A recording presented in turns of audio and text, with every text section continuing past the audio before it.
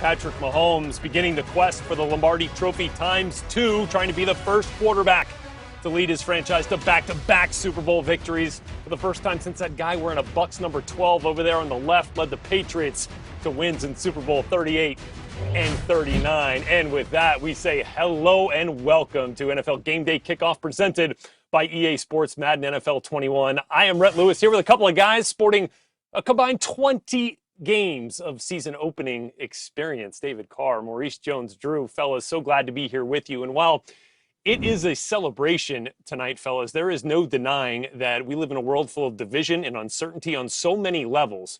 But whether you take a knee or take a stand tonight, we can unite around football. And that feels good to say as we kick off a season that is committed to demonstrating that a more just world will, in fact, take all of us. However, guys, nearly all of Chiefs Kingdom will be watching this one from home, right? As just 17,000 fans will be inside Arrowhead Stadium tonight, MJD. I guess you got to go back to, your high school days to get a game like that? What's your take on how this is all going to feel tonight? Yeah, you're right. You're exactly right. I have to go back to Owens Field where the great De La Salle Spartans played, and we packed that house with about 5,000 people. And you know what? You have to become a professional. This is when we always say you need to be a professional in the offseason and all those different type of things. Well, once you cross those lines, you're not going to have the support of the fan base. Again, 17,000. I was at the AFC Championship game this past year where it was packed and they were screaming. You're not going to have that. It's going to be more like a scrimmage or more like a practice. And so you have to go out there and be laser focused on your job and make sure that you don't have to take out the noise, which can mess you up, can be a distraction. Now you have to focus with being able to hear all the calls and everything. Yeah, exactly. I mean, from Kansas City's perspective, this has to be a lot different. We've both played there, MJD. You know what it's like walking out and the home of the Chiefs and everybody in the whole stadium shakes. I mean, that's going to be different. And from a quarterback's perspective, I'm Deshaun Watson. I'm actually pretty thankful because that can be one of the most difficult things to manage through is being able to hear the call, communicate with your team. Your offensive line can't hear you. You got to go through silent count. I mean, there probably hasn't been any of that throughout the entire course of training camp or getting ready for this game. So that's a blessing in disguise. I look for it to be, from a quarterback's perspective, fairly easy to communicate. And so what does that equate for me? A very high score. So I'm excited to watch this game. And of course, the 17,000 fans in accordance with local guidelines there due to COVID-19, but one of just many ways that this season will be different due to the coronavirus pandemic. But that does not temper the excitement of these players as they get ready for this game, especially for Patrick Mahomes and the Chiefs as they begin this season as the defending Super Bowl champs. It's very exciting to be the first game of the year. All this anticipation, but at the same time, it's just we're playing a football game, and I think it's all the hard work that me and Deshaun, and knowing how he works, have put in to be in this situation, to go out there with our teammates and try to win a football game. And so I'm just excited for the opportunity. Look, I think we all obviously we're very biased, but football we believe is America's game, and I think this is the first game of just an absolutely unprecedented time, historic time, 2020 season. I'm sure it's going to be a lot of ups and downs.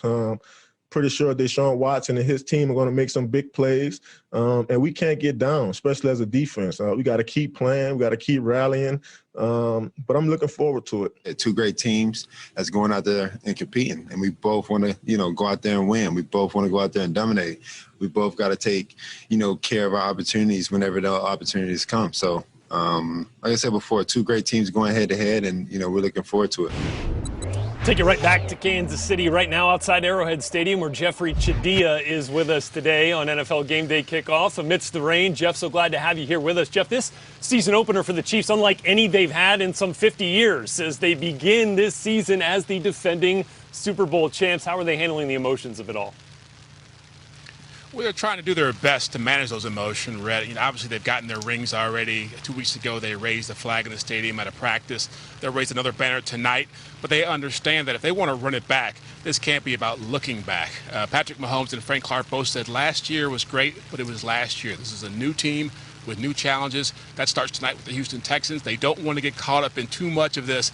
We're great. This is wonderful. Look what we did. It's been 50 years. They want to focus on moving forward and getting back to the Super Bowl.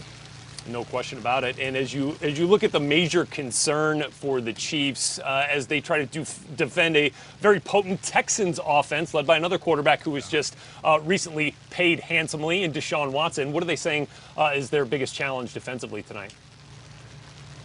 Well, defensive coordinator Steve Spagnuolo said what's going to make it tough dealing with this offense now is just not knowing who the go-to guy is. When they played this team the last couple years, they've known that DeAndre Hopkins was the guy that Deshaun Watson wanted to go to first and foremost. Now you're talking about an offense that has Brandon Cooks, Randall Cobb, Kenny Stills, Will Fuller, David Johnson's in the mix, Duke Johnson. They're going to spread the football around a lot more, and the Chiefs are coming into this game with two issues on defense. One is defensive tackle Mike Pennell is suspended for the next 2 games, and cornerback Bashard Breeland, who's their best player at that position, is suspended for the next 4 games. So they'll be relying on some untested players. They'll be finding out a lot about some untested players tonight. So some uncertainty with Chiefs personnel, certainly uncertainty as to how we're going to see this new Texans offense unfold as well. Makes for all kinds of intrigue tonight at Arrowhead. Thanks very much, Jeff Chadilla. We'll check back with you throughout the next couple of hours as we're back here now with David Carr and Maurice Jones-Drew. And DC, look, talking about the Kansas City Chiefs, the Super Bowl champs, led by the reigning Super Bowl MVP in Patrick Mahomes. But there's a lot of reasons why these Houston Texans should not feel intimidated or should not feel like they are the inferior team just based on last year's experience. How do you see that part unfolding? Yeah, you're exactly right, Rhett. When we talked to Deshaun Watson a couple of days ago on our network, he kind of laid that out to me. I brought up, the games last year, and he said, DC, you got to remember, we won the first game in Kansas City, and we played pretty good for 3 quarters. It was one quarter that kind of got away from us, and they just had a huge explosive offensive performance, and it got out of hand. But they feel very confident in their group going into the stadium, especially with the stuff that I laid out, in the first segment. It was just the noise factor is going to be different. The environment's going to be different. There's not a lot of that stuff that you have to worry about on the outside. So for them, their offense is going to look slightly different. DeAndre Hopkins was a big part. I mean, you can't watch the Texans game and say that they're going to be a better off without DeAndre Hopkins. Now they're going to be different. They have 2 good backs. They still can push the football down the field. Will Fuller, hopefully Brandon Cooks is healthy. That offensive line is going to be better. Hopefully he doesn't take as many hits. But I think that they feel really confident going in here. And I know the noise is all about Patrick Mahomes and what those Chiefs did coming back from down 24 points. But the Texans are a very confident group walking in there. Well, for me, guys, and we're talking about Patrick, Deshaun Watson and Patrick Mahomes. For me, we saw Patrick Mahomes throw from the pocket. And we heard in an interview last year that he said, I'm finally starting to understand defenses. I'm starting to be able to read defenses. That is what's scary about this. So when we're talking about this rivalry, yes, I've seen Deshaun Watson make some huge plays and do some great things, but Patrick Mahomes is only getting better. We've seen him throw 50 touchdowns and win the MVP. We've seen him win the Super Bowl, and yet he still has a lot of room to get better. When I've talked to Eric Bieniemy, the OC for the Kansas City Chiefs, he said the same thing, like he's getting better play after play, practice after practice, game after game. And I think that's what's scary, because when you talk about a Houston Texans secondary that's, they're trying to mix and match and put some pieces in there to help out. If this man continues to learn, and when I say man, because he's a grown man when it comes to that football field, he's only 24 or whatever he may be. He's still a grown man on that football field. Once he understands defenses and starts to attack and anticipate throws, Kansas City Chiefs are going to be something to deal with. No question about it. I'm also curious to see how the time of possession will play out in this one. Almost 40 minutes in that Texans victory in the regular season a year ago, and see if that is a similar formula for victory tonight against the Chiefs. It's going to be a great one, guys. We'll have much more on it as we continue by bringing in our NFL Network insider, Ian Rappaport. And Ian, look, it takes all of us the theme of the season as we try to address social injustices in this country and around the world here. And for the Texans and Chiefs, how are they promoting their voice for this cause together tonight? Well, there are several ways, and you're going to see all sorts of things tonight that are going to be new and really not the culmination, but one of the biggest sort of end points, jumping off points, or actually is probably a better way of saying it, based on everything we've seen this entire offseason, which really has been about social justice and protests and taking a stand and making sure that everyone knows it is simply not good enough to continue the status quo. And basically what's been happening behind the scenes now for the Chiefs and for the Texans, that some of their key players, some of their team spokesmen, you might say, some of the players who've been more involved in social justice have been meeting, not in their own team, but with each other. Basically, Texans and Chiefs players discussing what they are going to do. My understanding is the current plan is that most of the players, or potentially all the players, are going to stay in the locker room during the playing of the national anthem. That is going to be their protest. Come out after the national anthem, have a show of unity between both teams, then a moment of silence, and then play the game. You're also going to see many players on these teams wearing shirts that colleague Tom Pelissero just tweeted about, saying on the back, "End racism." These were sent right here, actually. These were sent to all teams around the NFL. Injustice against one is injustice against all of us. Obviously, tonight is going to look very different before the actual football is played. And that T-shirt in particular, as Tom says there, designed by Texans safety and special teams stud Michael Thomas. So that's just one of the ways in which we will see the players promote the cause of ending social injustice here. And guys, and as we get to another move around the NFL, it's just kind of an interesting story of Jason Peters as he came back to the Eagles in a new role, a new position at guard, and now forced back to his old stomping grounds at left tackle and getting handsomely rewarded. Yeah, well, look, what the Eagles did here is created a fantastic depth situation where they had their starting guard who is capable of playing left tackle. Okay, well, now he needs to because Andre Dillard's out for the season, but he didn't want to get paid like a guard. So he came in this week, told the Eagles, you know what, I will play left tackle. And then they said today, okay, well, we will pay you like one. They reworked his contract. He can now make up to $8 million with $4 million guaranteed, a bump for Jason Peters. Kind of rewards him for going into facility and being a good guy and saying, all right, I'm going to do what's best for the team. I'm going to play left tackle. That money didn't come from nowhere. What I'm told, part of this was Lane Johnson, the other starting tackle, restructured his contract, took his base salary, turned it into a signing bonus, and created more than $5 million in cap room to make all of this happen. Well, it's good to see for Jason Peters, and I know the Eagles are glad they have him back in the fold to fill that void now at left tackle once again. Ian Rappaport there with the latest for us. Thanks very much, Ian. We're just getting started here on NFL Game Day Kickoff as we continue taking a look at this marquee matchup to kick off the 2020 season. And to get a better sense of what this 2020 Chiefs team will look like, how about we ask a Hall of Famer, a guy like Will Shields, who is going to join us here on the other... Yeah, Demarcus Robinson, I think a lot of us share that game day mood today, dancing right into kickoff just over 5 hours from now. It's the Chiefs, the defending champs, hosting the Texans from Arrowhead. Hello, everybody. Welcome back to NFL Game Day Kickoff, presented by EA Sports, Madden NFL 21. Rhett Lewis, David Carr, Maurice Jones-Drew. Now our pleasure to be joined by the Hall of Famer, the Chief, Will Shields, 12 consecutive Pro Bowl seasons there on the offensive line for Kansas City. Will, so glad to have you with us. Thanks, man. Appreciate it. So, look, you came into the league in 1993 with a pretty good set of skill players there with you, right? With Joe Montana, Marcus Allen. That was a pretty nice way to come into the league, am I right? It wasn't bad at all. Got a chance to learn from some of the best and be around them. It was exciting. I mean, that was one of those things of, you could come in and be under the radar and learn from guys that were really good. And so it was a lot of fun being around those guys. I mean, just watching how they worked. And so they sort of set the tone for the rest of us. So, Will, I asked that to ask this, really, because taking a look at those kind of playmakers and the playmakers that this 2020 Chiefs team, the defending champs, will trot out onto the field tonight, how do you compare them? It's tough to compare. Different eras, different styles, different things. But, you still have that, Joe Montana-esque with the with Patrick Mahomes. He was a gunslinger. He could throw it different ways and different things he would do in practice. You couldn't believe he would do it in the game.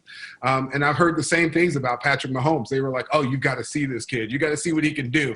I can't say kid anymore. He's the MVP of the Super Bowl. So right. He's more than a kid. He's a young man that's now making it happen. So I'm excited about seeing what they can do. I mean, it's fun to watch because you never know where the next score is going to come from. So, Will, I had the unfortunate blessing of being in the AFC with you guys in 2003. You're Kansas City, and then the Indianapolis Colts are in our division, and you guys played a divisional game. It doesn't go your way, but there are no punts in the game. Like, I'm looking forward to this game tonight, thinking this is possibly the same type of scenario. So when you look back in that 2003-ish era with the Chiefs, how does that compare to the offense that you see trotting out there right now?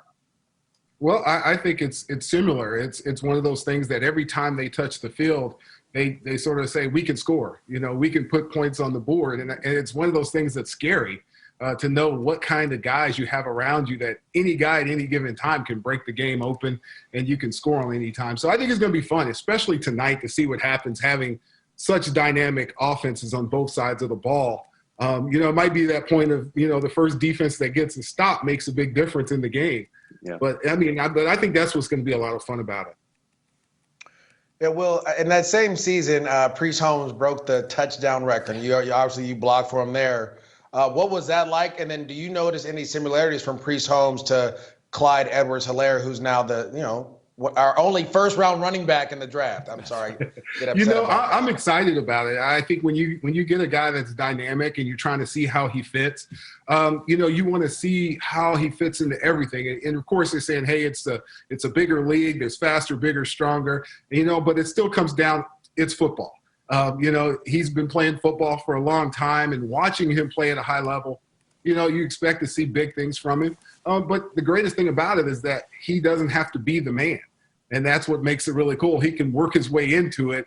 But I think it's going to be pretty cool to watch what he does and the space he gets just because of the other weapons that he has around him. And Will, obviously that one of the many playmakers that the Chiefs obviously can flaunt, and one that they will rely on throughout this season, one that will see them as the defending champs, target on their back the whole way around. What do you see as the biggest obstacle to repeating as Super Bowl champs for these Chiefs? I think it's a challenge. The one thing they have to do is challenge each other every week to get better. Make sure that, you don't rest on what you've done and what you've accomplished. They've already said and set out goals that are lofty. So now you got to hold yourself accountable for it. And as long as they keep each other intact, I think it'll be, one of those seasons they can go and fight their way through anything that goes through and happens. But win, loss, or draw, they've sort of said it as, hey, they want to go Super Bowl or bust. And it's not just getting there, it's actually winning it. And they know that feeling. And they have a pretty strong, showing with, having over 20 guys that are coming back that knows what it feels like to put those rings on and be a part of it. So hopefully they just keep pushing each other to try to get to that next level. Well, being a Pro Bowl player and then being the leader in a locker room, this season is going to demand a lot from guys to stay focused on what's happening from a lot of different avenues. So how do you, when you look at this season, what do you see as the biggest challenge for teams going forward? Not just the Chiefs, but any team, whether it be, the virus or the social injustice, what do you see as the biggest hurdle that teams are going to have to work through? Well, I think all of it's going to be very difficult. The simple fact of not knowing if you're going to have a lot of fans in it, and taking care of your family, making sure everybody is safe. But being able to sort of, when you step on the field, push that aside and understand that you're there for that time, or that 3 hour, 4 hour, whatever it takes to get that victory and to move on to the next level, because that's your job. That's what you have to do. And I think that's going to be hard for any team, because there is so many things outside coming in to be able to refocus week in and week out. I think that's going to be a bigger toll. But also, without having fans in the stands, you will have those guys on the field that you're going to have to deal with on a different kind of level, as far as listening to them jab and talk and understand. That's going to be the one thing. There is no filters now. Everybody can hear almost anything that's going on. And so now you've got to deal with it mentally of, okay, I know he's going to try to get into my brain a little bit. How do I keep my focus, keep my cool, and keep doing what I have to do, play in and play out? Well, we all know how hard it is to try to repeat winning Super Bowls, but we have to ask, do you think the Chiefs, with all the guys that have come back and all the new additions, do you think they can go back and be back-to-back Super Bowl champions? Well, I think any team that has the talent they have has the opportunity to be back-to-back champions. But there's still those bumps in the road. There's been teams that have been loaded before that's gotten close but didn't finish. And I think that's the key to the point of pushing ourselves through, or pushing themselves through week in and week out, to make themselves better and not worry about what everyone else is thinking, doing, or saying.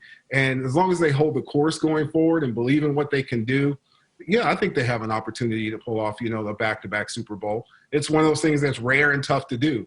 I think they were saying there's only like 4 or 5, teams that's actually even gotten close to that or done that. So, that's one of those things that you have to look at and go, yeah, it's a rarity. It can be done. and then say, why not this team? Why not us? And as long as you have that mentality, you can always push forward. Well, no question. The Chiefs have the talent. They have the core skill players. They have the offensive line, Will Shields, that I'm sure that has made you proud the last couple of years and will do so again tonight. But the challenge, a stiff one that begins tonight with the Houston Texans. Will, thanks so much for your time here with us. We appreciate you. Votes one of the major initiatives this season as we say hello again to Jeffrey Chadiha, live with us from Arrowhead Stadium, where we are just under 5 hours now away from kickoff. And look, Patrick Mahomes, Deshaun Watson, these two quarterbacks tonight, Jeff, they will be forever linked thanks to the 2017 NFL draft. And it's the two career trajectories that will be so much fun to watch for the next decade plus. Why does Patrick Mahomes think this rivalry, this connection between these two is so special? Well, I don't even know it's a rivalry, Brett. It's more like a bromance. When Patrick Mahomes talks about Deshaun Watson, there's a lot of love going on there, a lot of respect. And that's because there's a lot of shared history here. You go back to the high school camps they attended. You mentioned the 2017 draft. You know, if things had been different, Patrick Mahomes might have been a Houston Texan, and Deshaun Watson might have been playing for the Chiefs because the Chiefs were looking at Watson pretty hard when they drafted Mahomes. And so there's a lot of love there. And Patrick had a lot of respect and a lot of appreciation for the deal that Deshaun signed right after he signed his. So crazy about the guy who plays with Deshaun Watson, and that's J.J. Watt. Because one thing Mahomes knows, J.J. Watt is not going to come in here and have a no-sack, no-tackle game like he had in that playoff game last year. J.J. Watt is a terror. He's a presence. And the Chiefs say that Mitchell Schwartz, the right tackle who's going to be blocking J.J. Watt a lot, doesn't get enough credit for the job he does against him. Offensive coordinator Eric Bieniemy said that, look, Mitchell Schwartz is not a huge, high-profile dude like J.J. Watt is, but he gets the job done, and he will have to do that again tonight. 4 sacks in just 8 games a season ago for J.J. Watt, certainly looking to begin this season on a much better note. Thanks very much, Jeffrey Chadiha. Here's Carr, stands tall, throws, short left, caught by Miller, takes it over the 5, into the end zone, touchdown Houston! Throws right side and picked up by Aaron Glenn at the 26-yard line, lying down. Carr fakes the handoff, plants, he throws downfield, and he hits Bradford at the 30. He's loose, over the 25, 20, 15, 10, 5, rock and roll, touchdown Houston! Reliant Stadium has erupted. Well, season opener is one thing. A franchise opener, like you authored there, and a victory over the Cowboys, the first game as a Houston Texans franchise, David Carr. That must have been pretty fun. Take us through the emotions there in that game, as it ended up being such a big one to start your career. It's huge, Rhett. I mean, the Cowboys were my favorite team growing up, so there was a lot going on. My grandfather was in the stands. He's recently passed away, but he was there. He's a Cowboy fan for life, had his Cowboy hat on. I wasn't sure who he was actually going to root for, if he was going to go with his grandson or go with his favorite team, but we ended up coming out fast, got a defensive pass interference in the first play, and I threw that ball to Billy Miller. And right here, Darren Woodson was just made a crazy good play, ended up breaking the tackle and went and scored. It felt like we scored 50 points. We literally scored 17 and we got a safety. So it wasn't like an offensive juggernaut, but man, it was such an exciting time. Ended up playing, being in the Super Bowl, part of the Giants team a couple years later, and nothing really compared to that night as far as energy level in the stadium. So it's pretty fantastic. 2 TDs in the inaugural game in franchise history, and in some way setting the Texans up for tonight, the season opener against the defending champion Kansas City Chiefs. Not the only David Carr, not the only connection to the Texans, though. How about Maurice Jones-Drew, who made a living running against them? Almost 1,000 yards in his 13 career games and 11 touchdowns versus the Texans. Most rushing touchdowns versus any opponent he played against. Maurice Jones-Drew, what do you remember about those games against the Texans?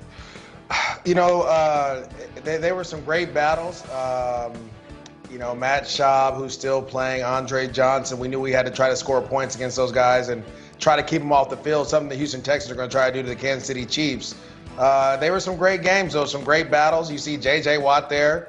That's when he was much younger than he is now, but tormenting us. And, again, you had to find ways to try to score points against that tough team, man. It was great battles. No question about it right there. Loved watching it. And another guy who watched almost all of those games there, Maurice Jones-Drew, and certainly that first game for David Carr. He's been there with the Houston Chronicle covering the NFL for 44 years. John McClain is here with us on NFL GameDay Kickoff. John, you've seen so much in your career covering the NFL. And this season probably as different as any you've ever covered, this offseason, this training camp, and the lead up to this game. What's the biggest storyline that you've been following for the Texans as they've approached this season opener? What kind of season will David Johnson have? Ross Blacklock, their rookie defensive tackle, they came for DeAndre Hopkins. People remember that trade from 5.5 months ago. Everybody's pumped about Hop getting that new contract. Johnson is under a lot of pressure. And John, yeah, go ahead, David. Yeah, I was just going to say, so speaking of those backs and the trade, we've seen kind of their offensive line, which was a popular subject when I was in Houston. Their offensive line kind of go through some ebbs and flows. Tackle gets shipped out, another one gets brought in. So I see Deshaun as, he's a talented guy, runs all over the place. But what do you think they're doing internally to kind of limit the hits? I heard Bill O'Brien talk about that. Like, let's limit the hits on Deshaun. Even though he is dynamic, we don't have to make him, do that every play. What have you seen internally? David, you wish you were playing for this offensive line. It's the first time since 2011 they've had all 5 starters back. They were much better at protecting Watson last year. He creates a lot of the sacks because he holds the ball and runs around. He avoids a lot as well. Offensive coordinator Tim Kelly calling the plays for the first time. We're eager to see how quick he has Watson getting the ball, or if Deshaun is going to hold it to let his receivers get open down the field. John, with all these new additions, we've seen this offense before. Deshaun scrambling, throwing the ball deep to D-Hop, D-Hop in the slot, throwing a slant in the red zone to D-Hop, D-Hop out wide, throwing the ball outside to D-Hop. With all these new weapons now and him being gone, what does this offense look like? What is the shape of it? What are some of the things that you've seen in practice? Well, David also wishes he'd had this kind of speed because they have 3 receivers, Will Fuller, Brandon Cooks, and Kenny Stills, all of whom ran in the low 4.3s at their combine. Randall Cobb was a slow 4.46. So those are the top 4 receivers. And David Johnson's a real good receiver along with Duke Johnson. But the big issues they have here, guys, everybody I just mentioned other than Duke Johnson has had an injury issue within the last 2 years. Injuries could decimate this offense. On the defensive side of the ball, John, obviously J.J. Watt has been the stalwart for really his entire career there in Houston. And when healthy, we know what kind of force he is. What have you observed of his confidence in being able to get through an entire season this year and have the same kind of impact that he's had his whole career? He always is confident, guys. Last year, he's coming off in 2018, 16 sacks, first team All-Pro, played all 16 games. Halfway through the season, he suffered a torn pec. We thought he was done for the season. He came back for the playoffs. Watt's ready to go now. They need a couple of young guys like Jacob Martin and Charles Omenihu to step up as pass rushers, because if they do, the defense can be a lot better. 2 years ago, it was among the best. Last year, it was among the worst. John, so last year they had 7 good quarters. Talked to Deshaun about this the other day in Kansas City, speaking of. So they win the first game, then in the playoffs they have the one quarter where Patrick Mahomes kind of just goes crazy. But what's their confidence level? You talk to these guys every day. What's their confidence level going into this game? They all say they remember the playoff loss of blowing the 24-0 lead, and they also remember the regular season game. The difference, in regular season they ran 192 yards and 3 touchdowns and controlled the ball for almost 40 minutes. Mahomes can't hurt you if he's standing over there next to Andy Reid. So I would imagine if they're smart, they would work really hard to establish the run and don't try to just outscore the Chiefs. In 2 games last year, Mahomes threw 8 touchdown passes against the Texans. And John, obviously, we talked at the top here about the unique nature of this season and the preparation for this season. How have you observed the Texans kind of dealing with that in the last couple of weeks and months, and their kind of description of what it's been like for them and where they stand preparation-wise compared to other years? Owner Cal McNair spent several $1 million to just basically refurbish the lower levels of NRG Stadium. They'd have, David, if you can imagine, 3 dressing rooms, 4 cafeterias, facial recognition. It's all changed. And once they got that done, Bill O'Brien and Jack Easterby, the players got used to it, and they didn't have a positive test. They haven't had a positive test at all. They've been one of the few teams to pull that off. Once they got used to the new surroundings and logistics, they were all about football. They didn't hit, go to the ground. The idea, be as healthy as possible for the Chiefs, and they're in really good shape physically, and they're ready to go. Remarkable job of dealing with the protocols put in place there in Houston and around the NFL. John McClain, another season opener for you, my friend. Enjoy it, and we're glad to have you with us here on NFL Game Day Kickoff. Thanks so much. Guys, thank you very much. I always appreciate it. All right. And as we continue, back here with you on NFL Game Day Kickoff, presented by EA Sports, Madden NFL 21. Rhett Lewis, Maurice Jones-Drew, David Carr, and now joined by the Move the Sticks podcast team, Daniel Jeremiah, Bucky Brooks. I tell people all the time, one of the best episodes you guys do all season long is how the 2 Super Bowl teams were built. So we got a clue as to how you guys felt like the Chiefs were built. We're going to get to the Texans here in just a minute. But DJ, let's start with the Chiefs, who, obviously – Patrick Mahomes and the trade up to get him, similar to how the Texans traded up to get Deshaun Watson, but from a different space because they had just come off, an AFC West championship there, and the year before they drafted Mahomes, and there was some talent there on that roster already. Obviously, Mahomes comes in and is the missing piece. How do you assess their plan in taking Mahomes that year and then filling in the gaps around him as they move forward? Yeah, look, it's really interesting to look at these 2 cases, and with the Chiefs, this is something that Bucky and myself, we always talk about on the podcast, is the 3 Ps in terms of building infrastructure for a young quarterback. And that's having the right play caller, it's having protection in the form of an offensive line, and then it's having playmakers. The interesting thing about when Mahomes was drafted is that was already built. They already had that offensive line for the most part in place. They continued to add to it.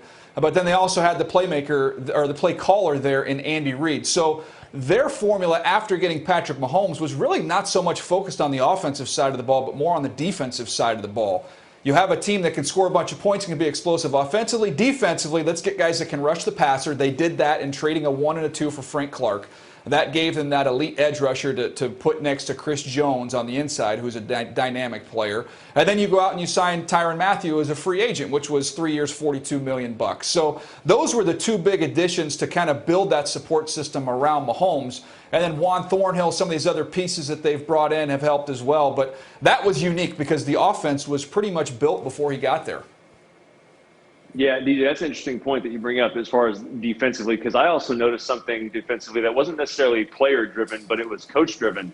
And I saw a quarterback and an offense, even when Alex Smith was there, they were scoring a ton of points. They were also giving up a ton of points. And you almost, if you're not going to be a great defense, you have to do what you said. Get a pass rusher, get a legit secondary player that can do a lot of things and be disruptive, and bring in Steve Spagnuolo. And so I was with him when he was in New York, and his defense can be a little bit creative. It can be a little bit kind of aggressive, and I think that's what Andy Reid said. If we're not going to stop anybody, we might as well be opportunistic and try to force the other team into some bad situations. So we don't have maybe the personnel. Maybe the personnel is more loaded towards the offensive side. Let's be opportunistic, get some picks, get a sack fumble by the defensive line, defensive end late in games, and then maybe we can utilize that to our strength. And look at that, Super Bowl next year. So exciting.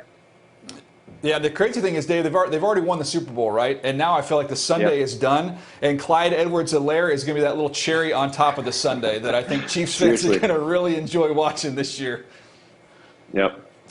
So now looking at the Texans side of things here, Bucky, obviously similar in the way they went up to get their quarterback, but there was not as much around Deshaun Watson when he landed in Houston, even though the Texans had come off also a division championship that year before they drafted Deshaun Watson. How do you view the way they've tried to build around him, and now how that's also changed a little bit this year now without DeAndre Hopkins?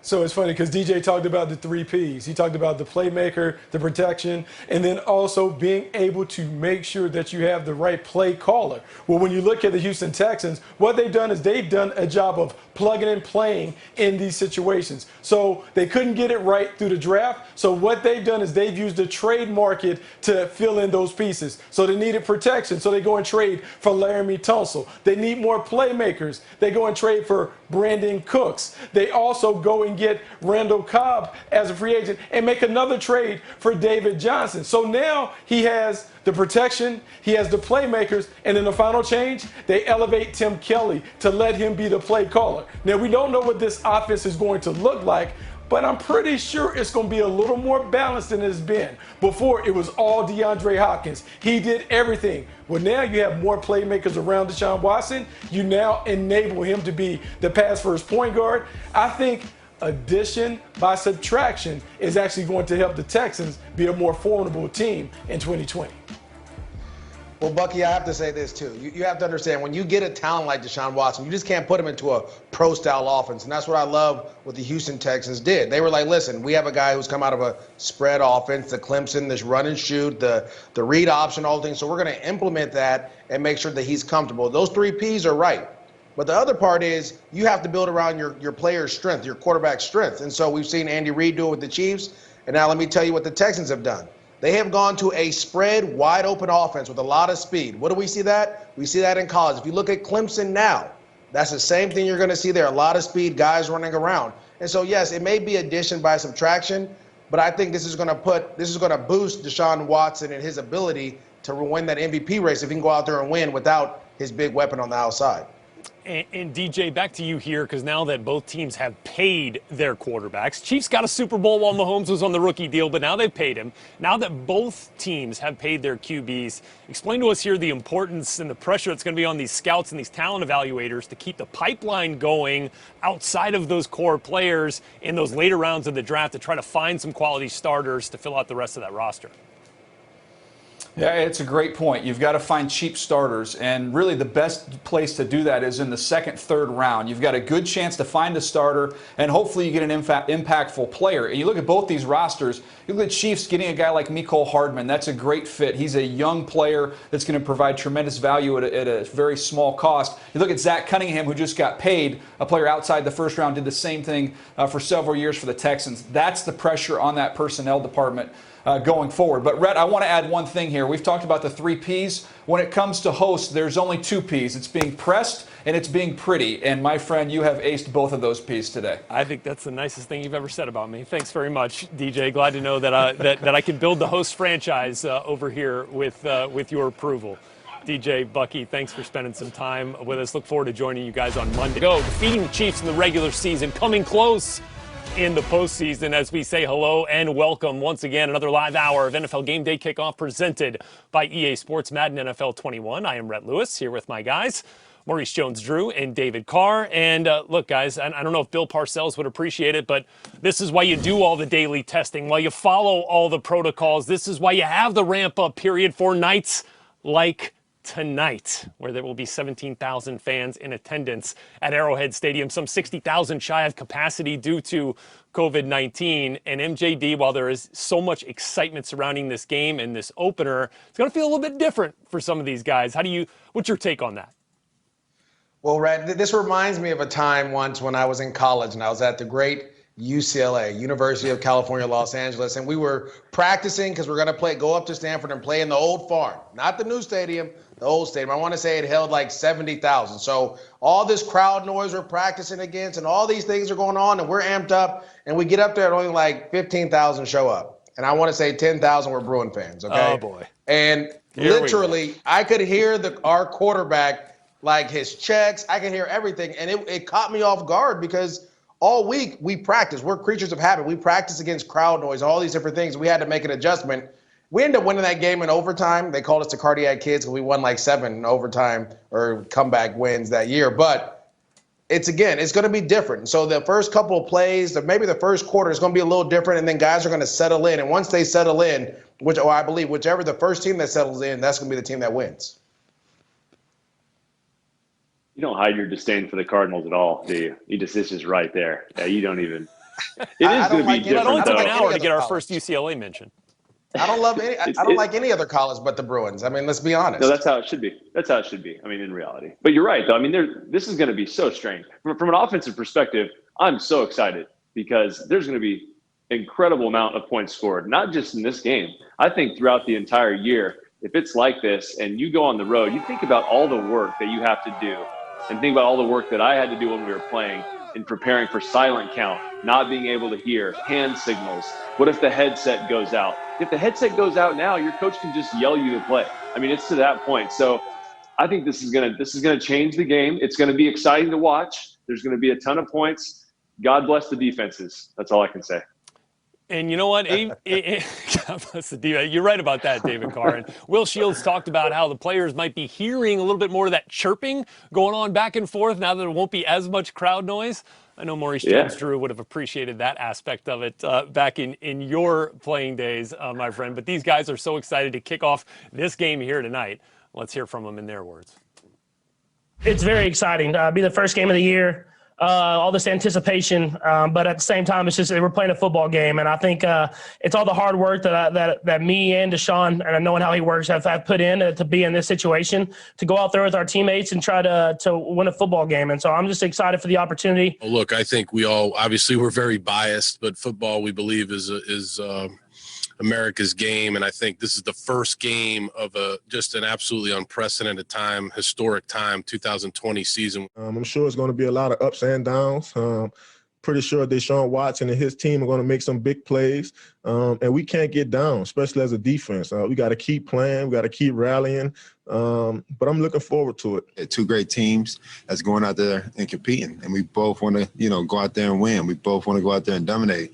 We both got to take, care of our opportunities whenever the opportunities come. So, like I said before, two great teams going head to head, and, we're looking forward to it. So are we, Deshaun, as we take you right back to Arrowhead Stadium in Kansas City and welcome in Jeffrey Chidillo, who's braving the elements for us there outside of Arrowhead Stadium. You heard Bill O'Brien mention the unprecedented nature of this season due to everything that has surrounded the NFL world from the outside world. But on the inside, it's unprecedented for the Chiefs as well. I mean, in some 50 years, first time they've entered the season as defending champs. How are they handling that piece of tonight's action? They're doing the best they can right now, Rhett, and they know there's going to be a lot of emotion tonight, a lot of anxiety. They have their rings. They raised the flag a couple weeks ago in practice. They'll get their banner tonight. They'll see their fans for the first time, Andrew. They had a parade back in February after they won, but they didn't get to celebrate their championship in the same way other teams have. They've been locked down. You talk about the fans. They're showing up here now. The weather's getting better. The rain's going away. The wind's dying down, so they know there's going to be a fun night for them, but they also know that they have more work to do than just tonight. They don't want to get so caught up in last year, being excited about what they did. Patrick Mahomes and Frank Clark both said last year was last year. This is a new team with new challenges. Yeah, no question. The challenge for this Texans offensive line, of course, limiting the hits on Deshaun Watson this year. And they'll get tested, even though this is probably the best offensive line the Texans have had in the last few years in Deshaun Watson's career. How are they planning on dealing with Frank Clark and with Chris Jones and company in that Chiefs pass rush? Yeah, this is the first time the Texans will return their entire offensive line from the year before since Deshaun Watson came to the team. Now, what they're going to face tonight is a pretty good defensive line, even with defensive tackle Mike Pennell suspended. General Manager Brett Veach thinks this is the strength of his team right now as far on defense, knowing that they've got Frank Clark, they've got Chris Jones, they have Alex Okafor coming back from an injury. They added Taco Charlton, a defensive end, in free agency. They feel like they've got 6 or 7 guys who can get after the passer, so that offensive line will surely be tested tonight. We'll see if the Texans are up to the task once again here tonight against the Kansas City Chiefs. Jeffrey Chidillo there with us from Arrowhead Stadium. Thanks very much, Jeff. Back here now with David Carr and with Maurice Jones-Drew. Guys, time to take a look at the tape a little bit. I know you guys love to do this. We're going to look at both of the quarterbacks here because they are so unique. They've got that pocket presence if they need it and that plus, that X factor to their games. And for Deshaun Watson, David Carr, he's going to make a play that's going to make us go, wow, what did we just see? We've seen it so often, but how do the Texans try to keep that piece of his game alive while harnessing some of that and keeping him protected throughout this season from what you've seen on tape?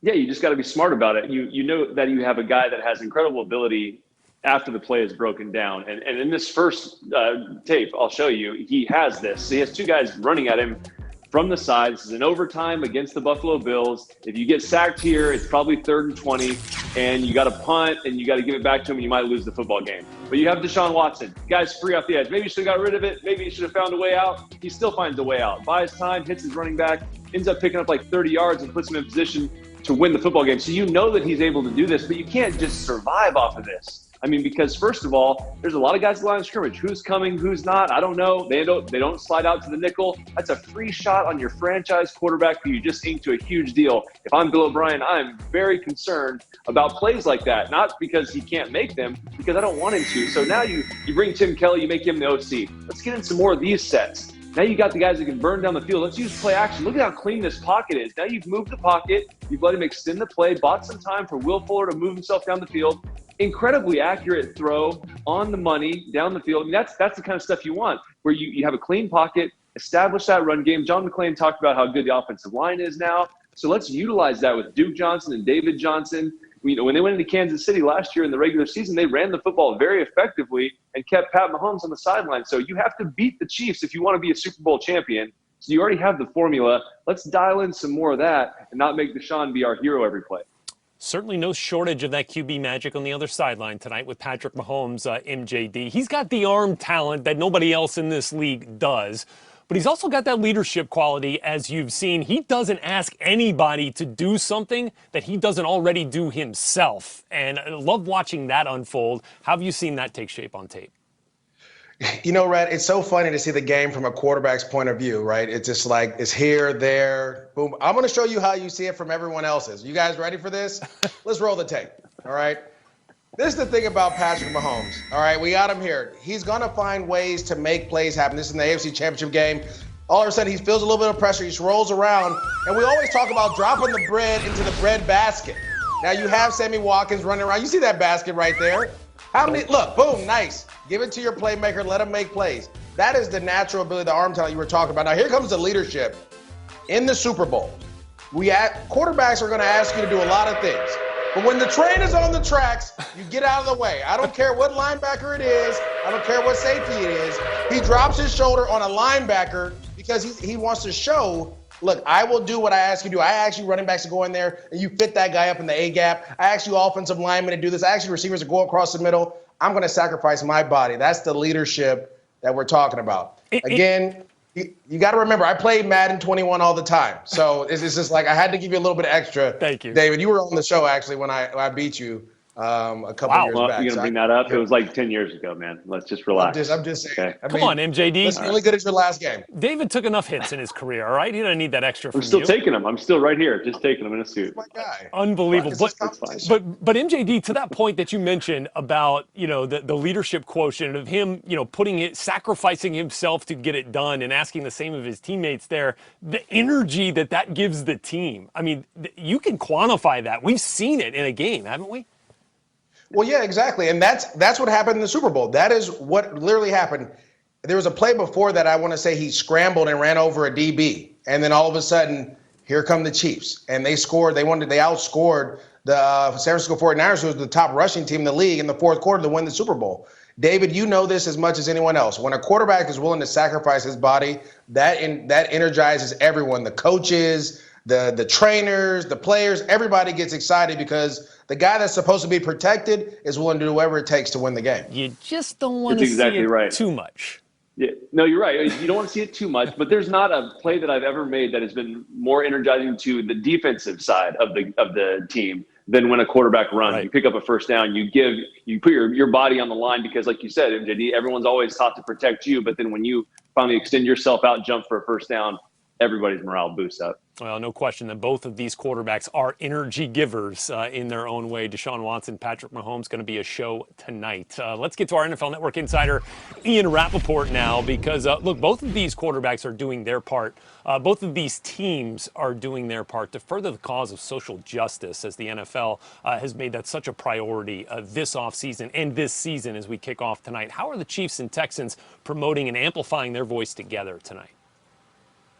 Well, you're going to see several different shows of unity and ways for the players and for the teams, the coaches as well, behind their players. You're going to see several examples of that, of using the platform to make a change, to bring awareness. One of those ways, from what I understand, is they do plan to, at this point, stay in the locker room during the national anthem as a form of protest. Not final. Certainly the discussions are likely to continue right up until kickoff, but that is what has been, at this point, the indication based on conversations I've had. Now, the leaders from the two teams, several key players have been in conversations over the last 24 hours to try to hammer this out among themselves, and this has been all the way through a player-driven situation. So you're going to see that tonight. You're also going to see players wear T-shirts. His colleague Tom Pelissero put that on Twitter. They say on the back, "End racism." This is it right here. There's the front saying injustice against one of us is injustice against all of us. They were actually designed by Texans safety Michael Thomas and distributed by the NFLPA.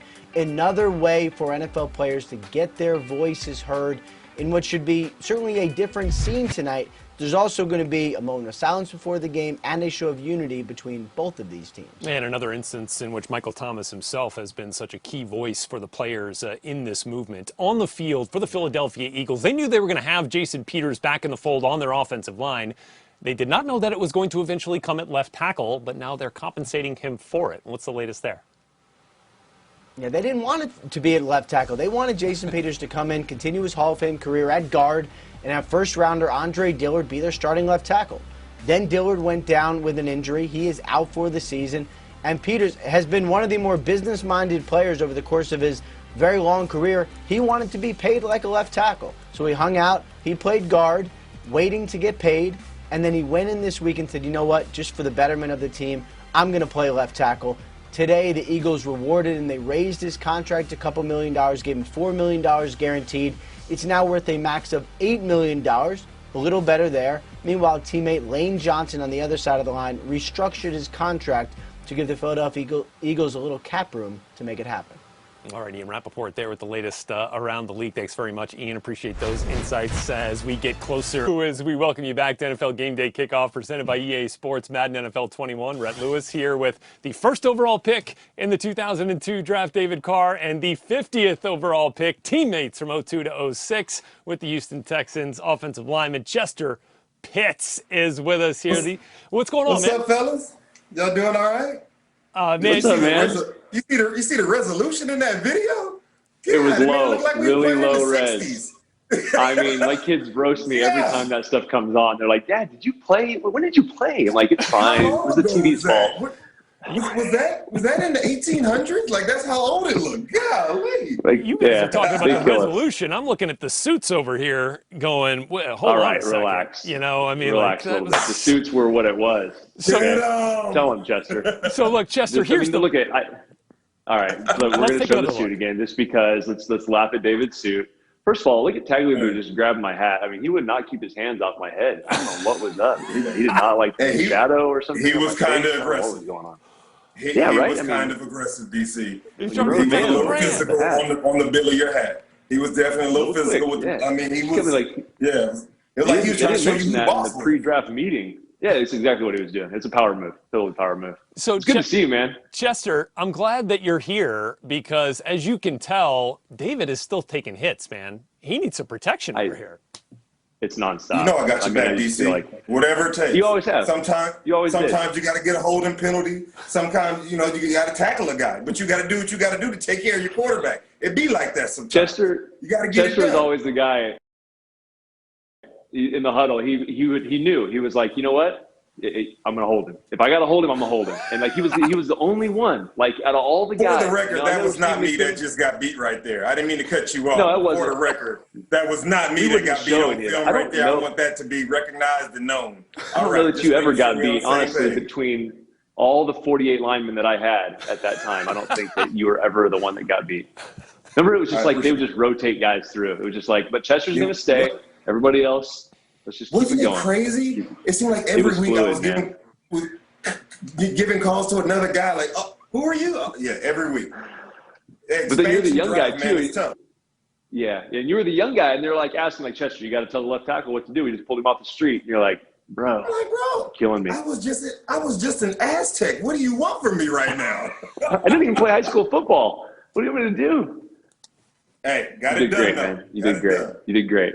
Yeah, you did great. You look good, man. You look great on TV. Thanks, man.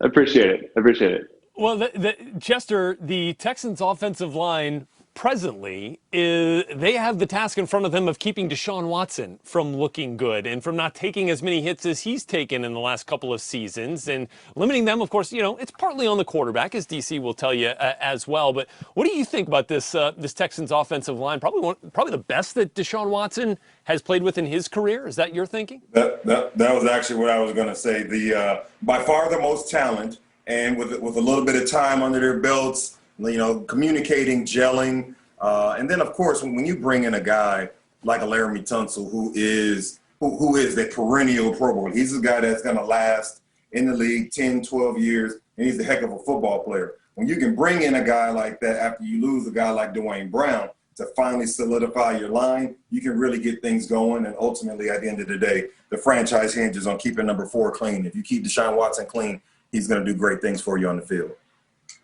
Yeah, let me ask you about that. So they promote Tim Kelly, offensive coordinator. He's going to call plays.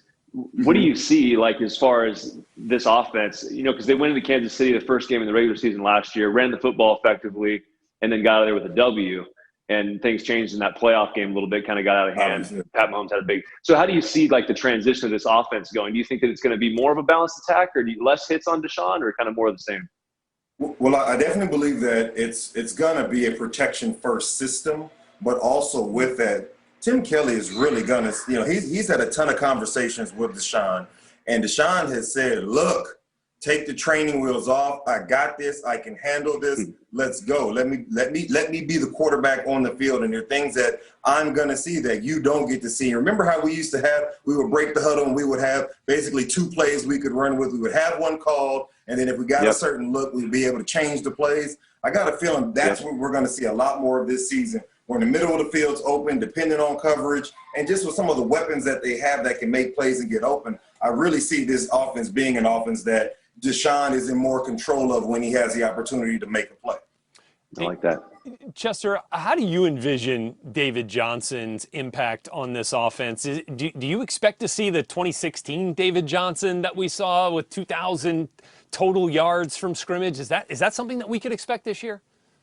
I can tell you that everybody in Houston is hoping that that's what they see out there, the 2016 David. Now, look, he's a heck of a player. He's had injuries. He's overcome them. He has looked fantastic in camp. The bounce, the swag, he is healthy and he is ready to go.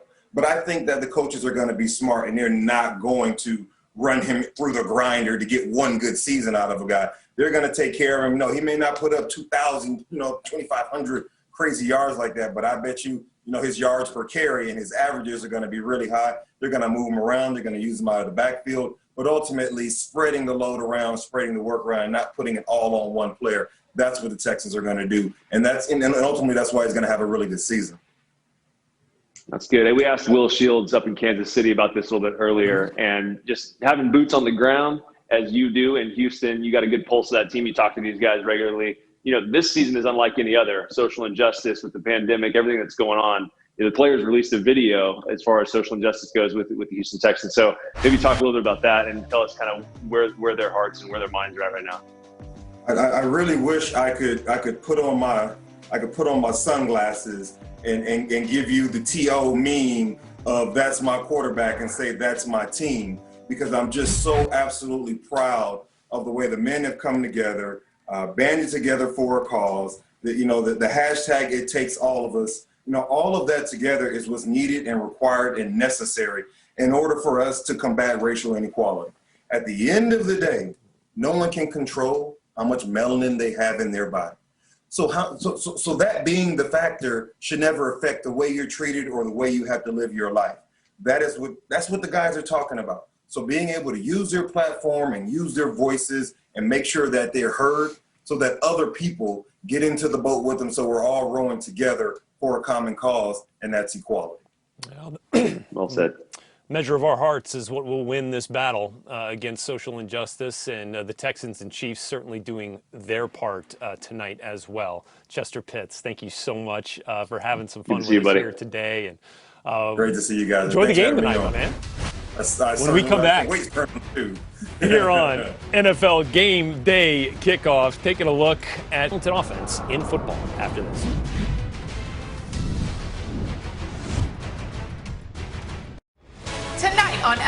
Total Access. This is what we've waited for. Texans and Chiefs, Watson and Mahomes.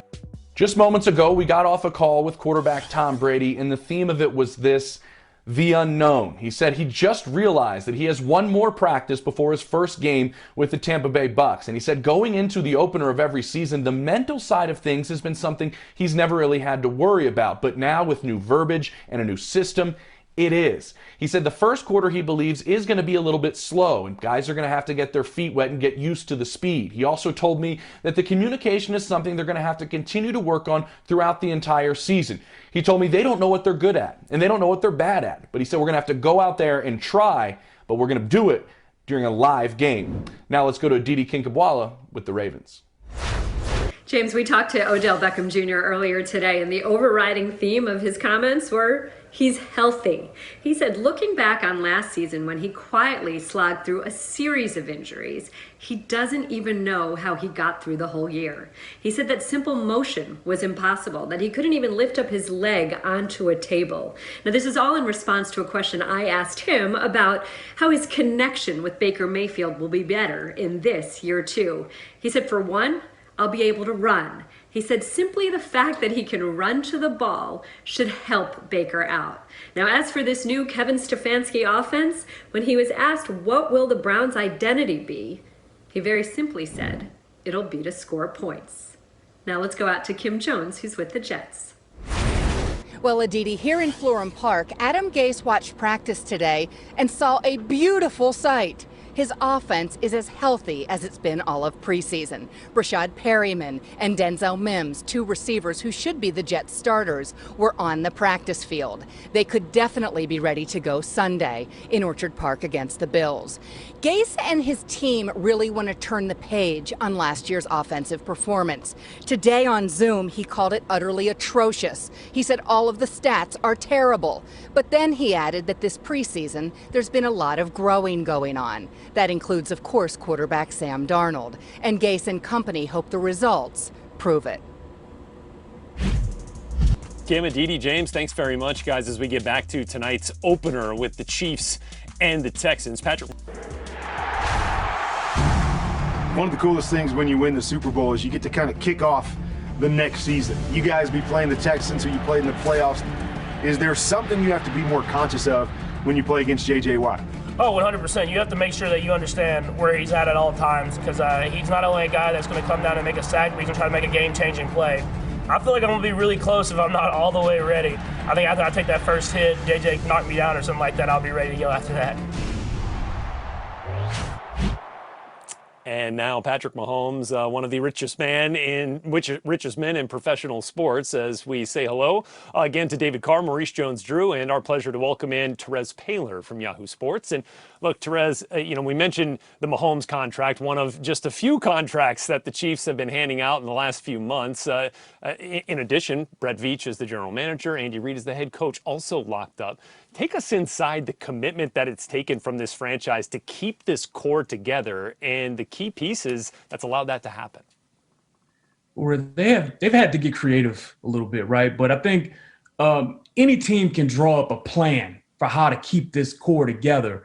But I think it's the culture they've built here that's really allowed them to do that, right? Like every team has their cap guys. Every team wants to get creative. But from the Chiefs' point of view, you can't do what they did this offseason where they had $177 of cap space at one point in March to extending all these guys without player commitment. And Patrick Mahomes, Chris Jones, each of those guys got their money. They got theirs for sure, but they also took deals that were structured in such a way that it would help this team, both in the short term and even in the long term. Plus, good example of the Chiefs' overall competency, the fact that they waited to take care of Brett Veach and Andy Reid until after they took care of the players. Small example of the type of thing locker rooms notice that good teams do. Pay the players first, then take care of the coaches and executives.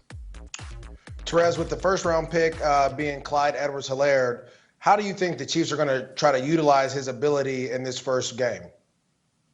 Well, Edwards-Helaire is a special back. Somebody, hope you don't mind me saying, it reminds me a little bit of you, man. Very elusive, but he's really, really special is in the pass game, and I think you're going to see the Chiefs use him that way. Typically with young backs, you worry about their pass blocking, but quite honestly, I don't know how much they're really going to ask him to do that. Here's what they will ask him to do. Run against light boxes, because that's what he's going to get over and over again as teams make them go up and down the field instead of winning on big plays, and also winning the pass game. Edwards-Helaire is a monster on option routes, on angle routes, and he almost always makes the first guy miss. He's a very, very tough matchup for both linebackers and safeties. He will be fed the ball, and I expect him to have a huge season. And Trez, I'm not just asking this question because my brother's in the AFC West, but is there a chink in the armor? Like, we look at this offense and we say Scouting. They added Clyde Edwards. I'm looking at it. A guy like watching offensive football, offensive line solid, Pat Mahomes distributing the football to weapons all over the place. Do they talk about anything internally what they want to improve on going into this year? Well, at the end of the day, the Chiefs' pass defense last year was actually pretty good, but in their 4 losses, teams ran the ball on them now, okay? Like, they got gashed by the run in those 4 losses, so that's not a coincidence. A lot of people say, rush defense doesn't matter, this and that, but at the end of the day, you do want to make sure that you don't just let teams go up and down the field on you, and it's very important that you get situational run stops as well. So, look, the run defense is something that they're going to have to continue to make strides there, and also, let's face it, cornerback. Bashaud Breeland is suspended for the first few weeks of the season, and he was a guy who actually played really well for them on the biggest stages last year. So you're going to like hearing this. You're going to throw on the Chiefs a little bit. Teams are going to try to throw on them. They're going to attack these young corners. One of the young guys, L'Jarius Sneed, is somebody who's going to have to prove himself. I expect him to play a lot. But the corners are young, and the corners will be tested. Yeah, that run defense you mentioned in those 4 losses, that one of those 4 losses to the Houston Texans that had Carlos Hyde go for over 100 yards in a game where they controlled the clock for nearly 40 minutes. Perhaps that is the formula to success once again. Hey, when we get a look at Arrowhead Stadium tonight, it's going to look a little bit different thanks to the NFL's efforts in fostering the fight against social injustice. What are we going to see out there on the field tonight, Terez? Well, I think we're going to see something. The thing is that we don't know what it's going to be yet. But I do expect there to be some solidarity shown between the players on both teams as they try to, fight and show support for social justice causes that means so much to so many players. We know the 2 star quarterbacks on both teams, Patrick Mahomes and Deshaun Watson, are friends, and at the very least friendly. Those are the respected leaders of those teams. Both those guys have shown an understanding of these causes that most players are fighting for. And I would expect whatever they end up doing will likely be in solidarity. And certainly the field will look a little bit different as well, as you'll see the phrases "end racism" and "it takes all of us" stenciled into the end zones on each side of the Arrowhead Stadium field. Certainly looking forward to tonight for a number of reasons. Terez Paylor, appreciate your time today as you help us dig in on these Kansas City Chiefs here in 2020. Anytime, guys. Thanks. Of this 2020 NFL regular season opener with Jeffrey Chadilla. Thanks, Rhett. Well, here in Kansas City, head coach Andy Reid said his team is injury-free. The only real issues they have is they'll be missing 2 defensive starters for this game. Defensive tackle Mike Pennell is suspended for the next 2 games, and cornerback Bashaud Breeland will be out for the next 4 games with a suspension. As for the Houston Texans, they're dealing with wide receiver Brandon Cooks. He's been nursing a quad injury in training camp, and he's going to try to give it a go tonight. The Texans are pretty optimistic about his chances, according to Ian Rappaport and Tom Pelissero, but we won't know how he's doing until he's actually on the field. And now, for more of what's going to happen with the Texans on offense, we'll go to Maurice Jones-Drew. Well, thank you, Jeff. If I'm the Texans and I see that Breeland's out, I am going to attack on the outside. I'm not going to worry about my tight ends and the slot defender because I know they'll have help. So for me, my matchup to watch is Will Fuller versus that secondary. Now, I know that when the Chiefs have the ball, look out. I mean, it's going to be explosive. And if you're the Texans defense, really it comes down to this. Just play good red zone defense, because you're limited in the secondary. They've kind of moved up and down the field at will on you. You're playing in the same stadium where they came back and had an unbelievable quarter unprecedented almost. So what do you do there? Just limit touchdowns. It's going to be a high-scoring game by all accounts. So if you can keep them out and trade field goals, and then you go down on the offensive side and you get some touchdowns, I like your chances. I mean, you don't necessarily have to just shut these guys out. That's the hard part when you go and you play an explosive team. You think that you got to just completely shut them down. That's not going to happen. So for more, because the numbers never lie, Cynthia Freeland. And a big personality, as he showcased with our Colleen Wolfe on GameDay Kickoff Eve. Chiefs tight end Travis Kelce, thanks for coming by and hanging out with us for a bit. Oh, you know it. You know it. It's always a pleasure when I get on NFL Network. All right, so listen, how excited are you about the game? You're kicking off against the Texans, a team that you just saw in the playoffs and bounced out of the playoffs. So how do you feel right now? You know what? We're excited for the challenge. We know we're going to get the best shot. I mean, it's a very talented team over there, coached very well. Deshaun Watson, an unbelievable quarterback. They're led by some of the best players in the league. So we know that we're going to have the challenge in front of us, and we got to meet that. Coming off the Super Bowl, how do you feel the team is really dealing with the pressure and all the expectations around you guys this season? We got great leaders and great coaches over here, so everybody's dialed in. Everybody's ready to get this thing underway, man, and show the world that last year wasn't a fluke. We're here for the long haul, and yeah, we've been working for it. We've been working our tail off, and training camp has been a blessing. Not a lot of to show his excitement once again. I know you guys as well share that excitement for this matchup here tonight. Rhett Lewis, David Carr, and Maurice Jones-Drew. DC, pick this game for us, man. Who's going to win it?